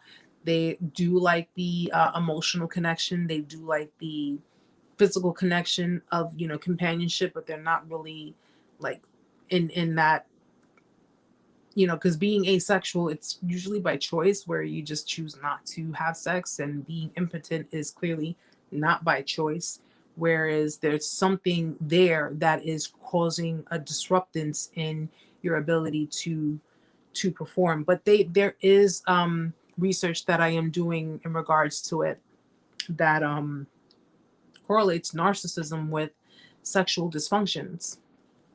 And so just if in case you're dealing with a narc and you think that, oh, the first thing you're thinking they're cheating, they're sleeping around with someone else, that might not be the case either, guys. They might not be sleeping with anybody else. Doesn't mean that they're not a narcissist, and they could be doing other things that narcs do, but doesn't necessarily mean that they're sleeping with someone else. Cicely, I have a question. My ex seemed a little too comfortable naked around her 7-year-old son. It felt a little weird. Is it, or is it just me? It I think it really depends on, and here's why I'm saying this. I come from a Latin family, and I have aunts that are, they helped raise us, so I have aunts who are like, I raised you since you were a little baby, and it is what it is. I think, truthfully,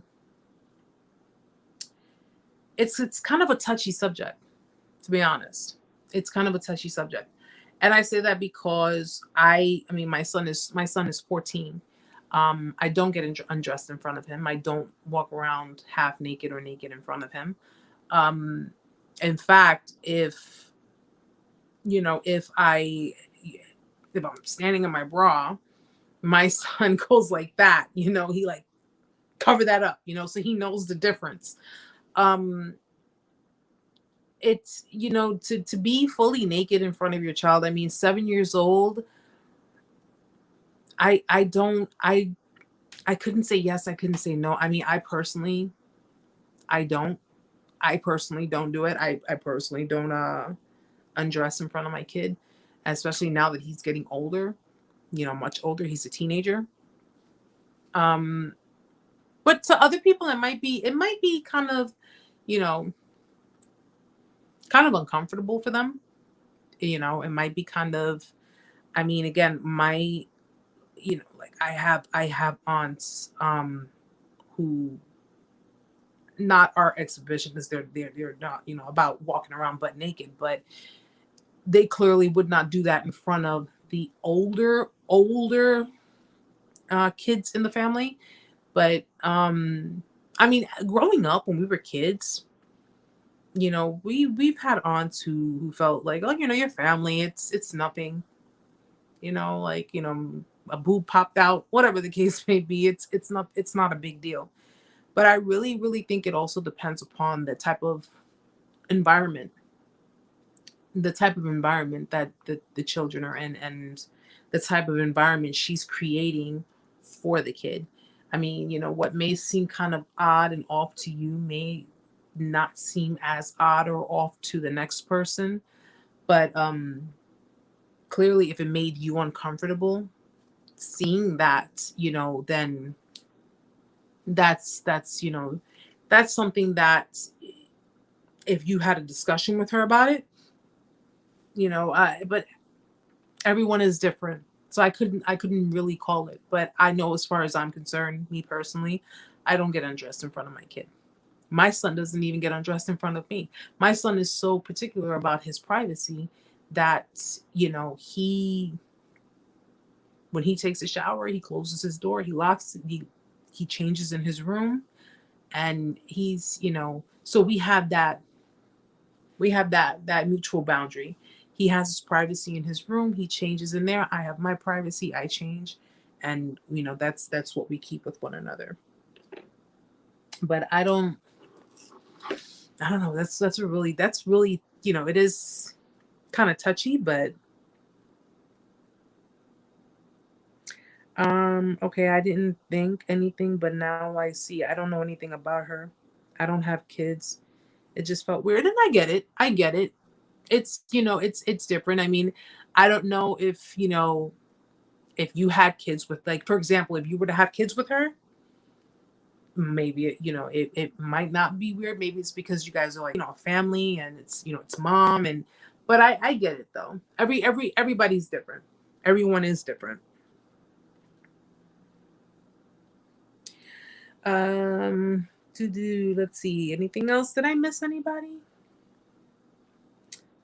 Thursday, to all of these narcs, we rabbits are going to hunt them for their fun and gun. It means karma, so pass it on. Yeah, I mean, something, Thursday, I always say, hey, we've gone through the motions. Let God, let go and let God, let God take care of it. He knows how to deal with these kinds of people. He knows how to handle them. Vengeance is not ours, but at the end of the day, as long as we learned our lesson and we learn not to repeat it, that's all we need to worry about. But okay. So I just want to make sure I didn't miss anybody. Mm-hmm.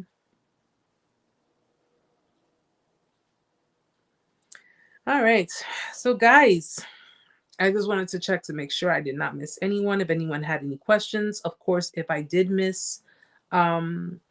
did miss your question, or if I did um, bypass because a lot of comments were coming in, just if you can, please leave me a comment, shoot me a message, all that good stuff. I'm contactable on almost every platform that there is. Um, I am going to do some more research, guys. I know I was going to talk about sex with the narcissist in today's live, but since I'm going to correlate everything all in one, I'm going to do my notes like I normally do, and we'll talk about that in the next live. But enough Amanda with the cactus. Really. But guys, I am so happy that some new people came in. I'm so happy that of course all of my original vibers are here. Hi Raphael, how are you? Yeah, Jesse, my son is actually I mean we create that boundary. We have that boundary. He's a teenager. He's a teenage boy. He's getting older. He likes his privacy. He likes to have his own thing, and I'm respectful of it. I'm let him have his thing, and I have mine. If like I said, even if he sees me in a bra, or even if he's like walking past, if I like my bathroom door slightly open, he'll close the door. He's like, no, I don't want to see that, mom, which is fine. It's perfectly fine. It's normal for a teenage boy. So that's one of the good things about teaching him things. He picks on very quickly. He's very smart boy, and he's very. One of the things I love most about him is he processes emotions. He processes emotions, and I'm so proud of him for that, because he understands emotions. He understands if I'm sad. He understands if I'm upset. He understands if he understands different things, and that is one of the key things that I wanted to make sure he understood, because as he gets older, when he gets into a relationship, I have to make sure that how he treats a woman is a reflection of how I raise him. But how he accepts certain things from a woman is also a reflection of how I raise him. So whichever way I look at it, I have to make sure that he knows how to love properly, and he knows how to be loved properly.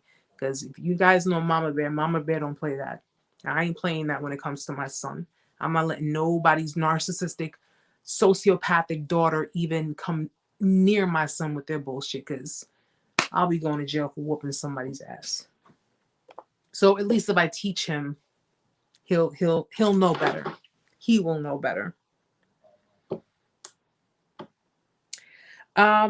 Raphael, we have to talk about the grief that is involved after leaving the narc. We can definitely do that. We can do that. Guys, I tell you guys all the time, leave me suggestions if you want me to talk about certain things during lives. Definitely leave me the suggestions. I will take that into consideration. I'll jot them down, and that way, when we do the next live, we got more stuff to talk about. We have plenty to talk about. Always have plenty to talk about, especially when there's new people coming in and new people who are just going through the motions. So we definitely have plenty to talk. Thank you, Cicely. Thank you so much. Thank you for being here. Yes, I have questions about that too next week, like about kissing. Yeah, I mean, guys, should be just leave me the comments in the comment section. Okay, so when it streams, leave me the comments in the comment section. If you have my email, it's gonna be at the bottom of the video. You can shoot me an email. Shoot me your suggestions. What you think we should talk about in the following week's live. I'll make all of my notes. We'll go over it. We'll make sure. You know, it's we come together every week, but it's also like a nice therapeutic session. Okay, it's a nice therapeutic session, and it's a good way to get to know other people. It's a good way to become each other's support group, support system, you know, for one another. So definitely, Amanda linked she put the email in the chat, so you know you can copy and paste it, and definitely send me an email. You can also, if you want, send me a direct message on Instagram. You know, but definitely reach out and just let me know whatever it is you want to talk about. We'll talk about it. So we'll I'll make a list of the different things that we'll talk about next week, and that way everybody can have a little bit of, you know, their suggestions put in there. So guys, we know what time it is, right? It's time for my old behind to get ready for bed. But thank you so much, guys, for being here tonight. Thank you so much for joining me and for, you know, putting in your input, and for reaching out to one another, talking to one another, getting to know one another. It's awesome. For all of the newbies that came in, if you haven't, please subscribe and catch me every Tuesday, 8 p.m. Eastern Standard Time. I will be here with you guys. And just if in case you didn't catch it in the beginning, I started doing testimonial Thursdays, and I will be posting up the video. I did my first video with Lori. I did my first video with her. It's going to be uploaded this Thursday. So she's giving her story with her experience of narcissistic abuse. If you are interested, and of course, this is of course if you have managed to get through most of your healing. I don't want I don't want people to, if it's too soon for you, you will be heard. You will get your chance to be heard, but you need to still continue focusing on your healing. And if it's too soon, the reason I would say it's probably not a good idea to come with it too soon, because I don't want you to get triggered. I don't want you to get, you know, upset, because it happens. We get upset, we get triggered, especially when we are just, you know, we're just a couple of steps into our healing. But when the time comes, your voice will be heard too. So don't worry about it. I will not forget anyone. I do not leave anybody behind. But if anyone else is interested in doing the testimonial Thursdays, shoot me an email. We'll go over the particulars, and of course, I'll let you know what we'll do from that point on. But just be on the lookout for it this Thursday, guys. I'm gonna be putting up the first video of the first video testimony of a survivor. Very beautiful person, very beautiful soul, and she has really her empathy, you can just feel it through. I felt it through the camera. It was amazing. So I will definitely put that up this Thursday, guys. So guys, thank you, Amanda. Thank you so much for keeping them up to date.